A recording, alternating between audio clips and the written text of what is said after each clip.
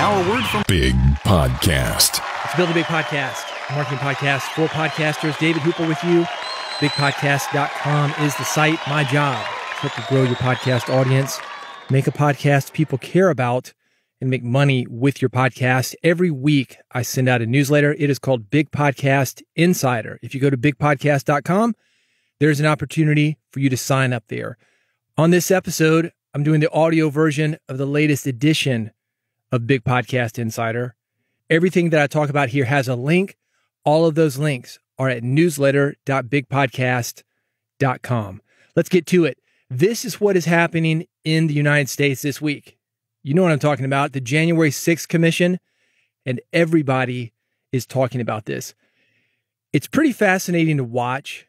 I've been listening to it. That's how I like to consume my information. Certainly, there's some amazing visuals, though. But I think when you actually listen to the words and what people are saying and really focus in on that, you have a different experience. Then I go back and I watch it.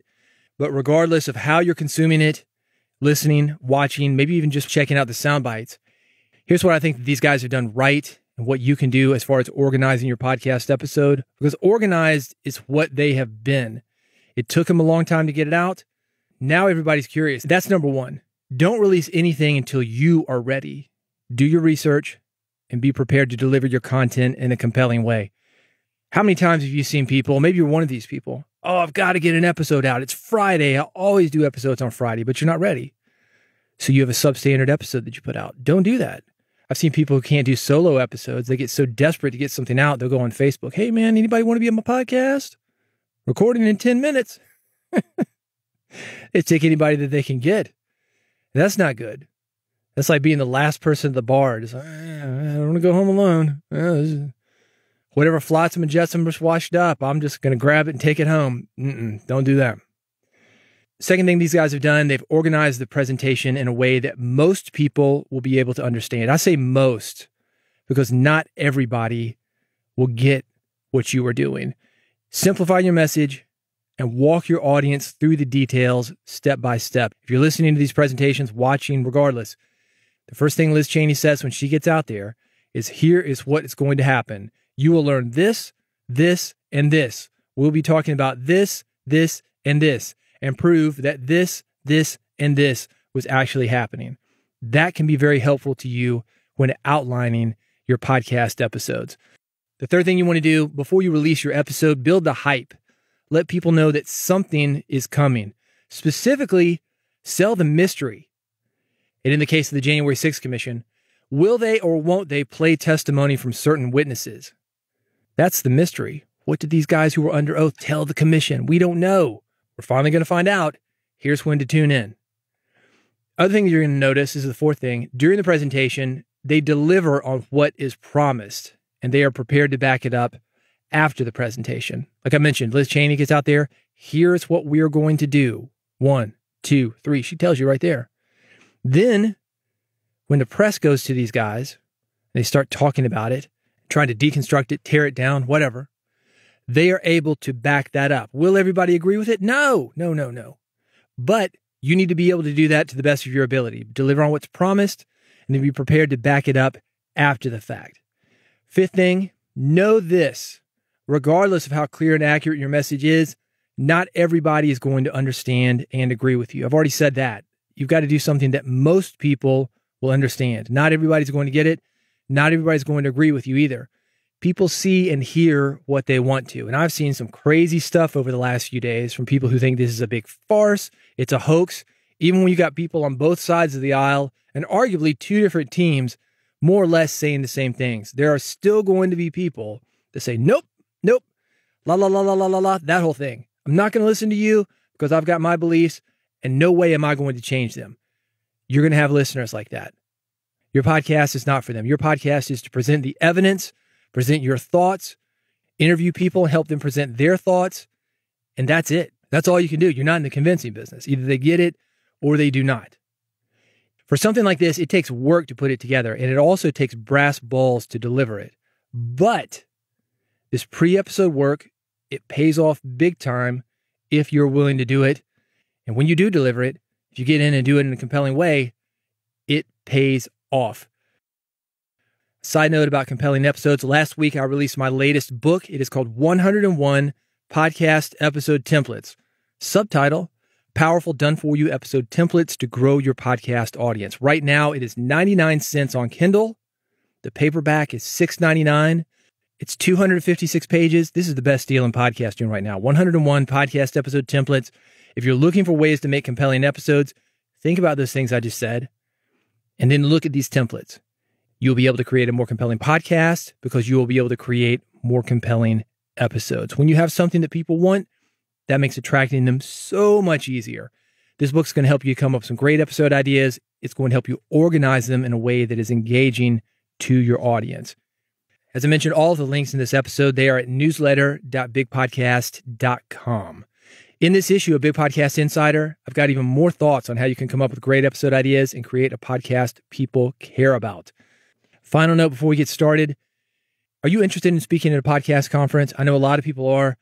I'm working with the guys at Rockin' Pod to put together another great and in-person podcasting event next month.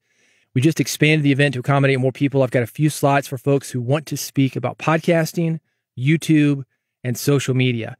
If you are able to make it to Nashville at the end of July, and you want to do this, you want to get up on a stage and have a lot of people look at you, and you want to be helpful to the people who are in the audience, go to newsletter.bigpodcast.com if you are not subscribed. More information is coming in the upcoming issue. Newsletter.bigpodcast.com. I would love to see you in Nashville. This is a cool event. A couple of years ago, before the pandemic set in, I did a live broadcast with Dave Ellefson from Megadeth. That was a lot of fun. Last year, Rockin' Pod returned, and I did a 3-person panel. I was technically the 4th person, but I didn't count because it was 3 of the original MTV VJs. And when I say original, I mean classic era MTV VJs. Mark Goodman, the first guy on MTV, Ricky Rackman from Headbangers Ball, and also Matt Penfield from 120 Minutes. It was a lot of fun. If you're in the entertainment space, Rockin' Pod is where you want to be. If you want more information about that, newsletter.bigpodcast.com. I would love to have you on the Rockin' Pod stage with me. Next up, lies, fake news, and alternative facts. What you can do. If you are tired of living in a culture of lies, fake news, and alternative facts, the Pro-Truth Pledge reverses the tide of lies by calling on politicians and everyone else, that includes you and me, to commit to truth-oriented behaviors. This is 100% worth your time to look at. If you do this, it will make listeners trust you more. It will help you grow your podcast. People want somebody that they can trust. And these simple actions will help you to be that person. Newsletter.bigpodcast.com. Just finished watching a movie, Kevin MacLeod. Do you know that name? You might say, kind of familiar. This is the most famous musician that you have never heard of. 2015, imagine this, 7 years ago, I donated to a project on Kickstarter. It was to help produce a movie about this guy, Kevin MacLeod. He is the top music composer on YouTube. If you go on IMDb, which is the Internet Movie Database, he has 3,804 credits to his name. If you make videos on YouTube, there's a good chance that you have used his music. Podcasters use it also. I have used it for a segment in Red Podcast. It's free to use. It is royalty-free, won't cost you a thing. How does he do it? Well, 7 years later, here we are in 2022. There's a movie that explains it. It's royalty-free, the music of Kevin MacLeod. It's finally been released, and you can find out. He's got an interesting business model. He's doing a lot of things that you may also benefit from doing with your podcast. In this movie, you learn about Creative Commons, uncopyright, you might call it, how that affects you as a podcaster. He talks about his business model, how he makes a living by giving his music away for free. Probably giving your podcast away for free. How can you make a living? Learn something from Kevin. How he became the go-to composer for YouTubers and podcasters. It's an interesting documentary. It's going to make you think about how you're getting your podcast and other creative work out into the world. Definitely worth a look. Newsletter.bigpodcast.com. Clubhouse. Hadn't heard that name for a while, have you? It's not dead, but it's not where it was a couple of years ago. Remember a couple of years ago, we were stuck in this pandemic. Clubhouse was the hottest thing going. People were paying $1,000 or more just to get an invite. And today, if there are invites, which they're not, you couldn't give them away. That's the nature of apps. That's the nature of technology in general. it's also the nature of online distribution for podcasts and other creative works. Talked about Kevin MacLeod a minute ago. Used to be we'd stamp music out on a vinyl disc, put it on a truck, take that truck to the store. You go to the store, you purchase that piece of vinyl, take it home. That's how you played your music. Unless you're some kind of hipster who collects vinyl these days, you're probably not getting your music this way. Not anymore. And Clubhouse is one of those things. We were connecting with people in person. Pandemic hit. Oh my gosh, how are we going to connect with people? We're all isolated. A lot of people staying at home, playing it real cool. Clubhouse. Now we're starting to branch out a little bit, get outside the house. Not so many people on Clubhouse. But this is why I'm bringing it up. Because of these ups and downs and these distribution methods, and again, this includes how you distribute your podcast, there are 3 things I want you to think about right now and ask yourself, am I doing these? Because this is how you're going to be ready for whatever is next. Spotify just came out with this thing. They said, we're going to do away with the RSS feed. Okay, whatever. But that hasn't happened yet. You know what else we've got? You know what else hasn't happened? The death of email. I want you to make sure that you're controlling your domain. If you do not have a site for your podcast, or at least the domain name that goes to something like Spotify or Apple or wherever you want to send people, you need to do that. If you are not in control of your feed and the domain for your feed, for example, the feed for this podcast, feed.bigpodcast.com, that's the domain that it is on. It is not on my hosting company. Why? Because I might want to switch hosting companies. Also, your mailing list. Are you emailing people? I know, email's dead, right? I talked about this in the last episode. Had an 80,000 email list. Oh, no, man, everybody's going to social media. We don't need to worry about email. Ooh, big mistake. Big mistake. Email, as well as postal mail, they are important. They let you go directly to people when you need to. It's not perfect, but it's a lot better than waiting for an RSS feed to deliver something that may not ever get to somebody. Email is the best way that we have to communicate with people online. Your listeners may never go on Twitter. They may never go on Facebook. They may never go on wherever you are, being everywhere. But they are going to check email. It is not dead yet. You need to control that. Anyway, more on this subject, the death of Clubhouse, why Clubhouse is still relevant, and also things like email and your feed and all the other stuff they have said is dead at newsletter.bigpodcast.com.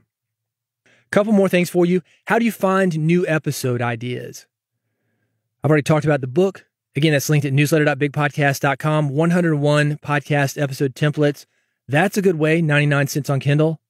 But I've got something else for you.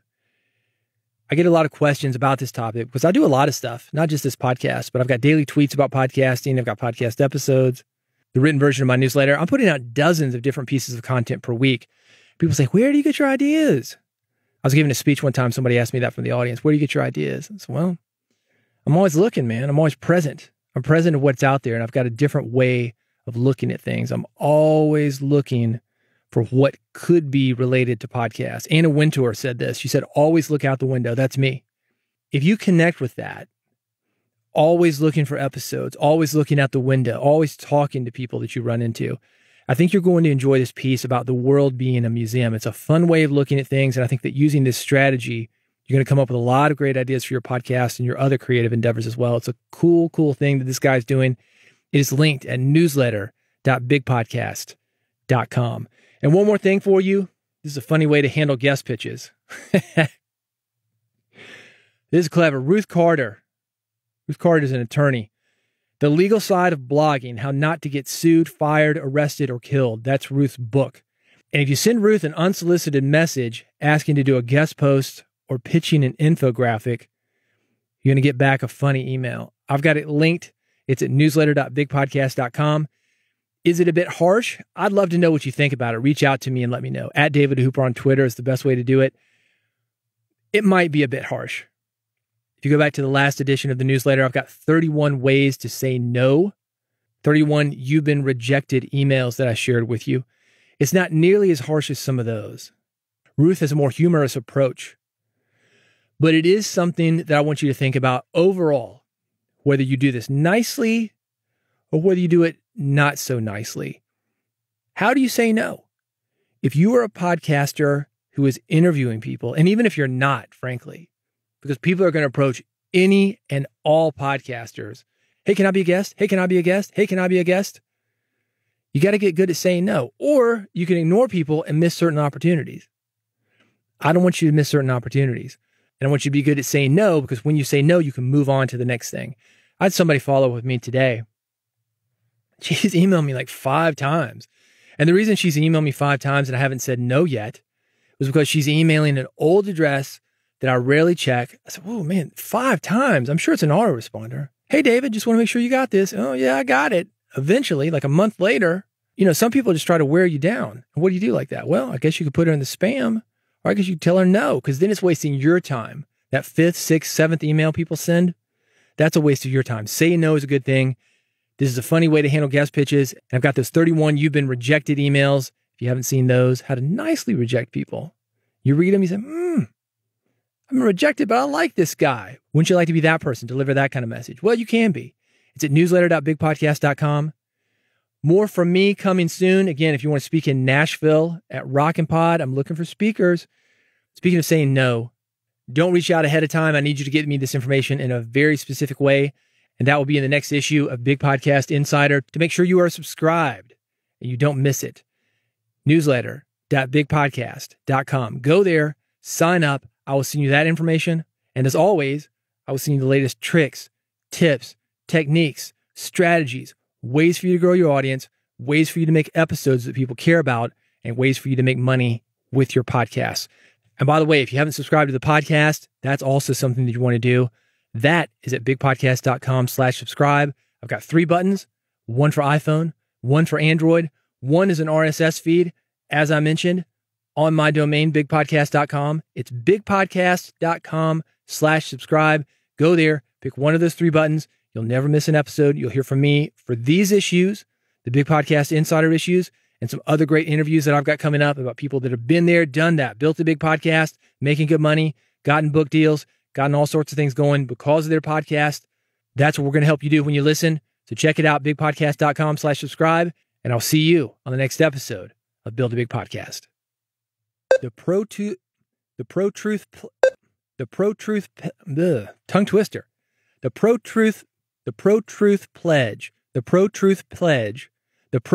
Pledge reverses